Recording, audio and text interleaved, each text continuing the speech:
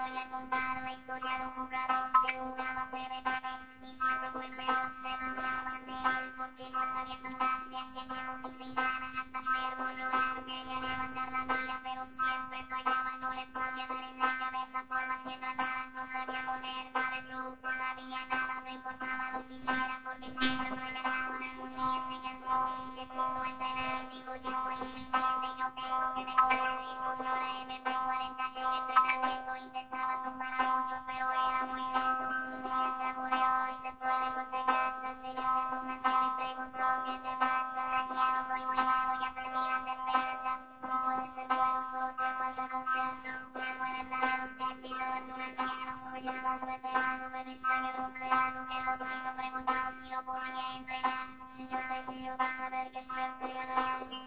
El anciano fue enseñarle PvP en entrenamiento y explicarle cómo sacaría un mejor rendimiento. Botito, para empezar, debes saber que no importa cómo ganes.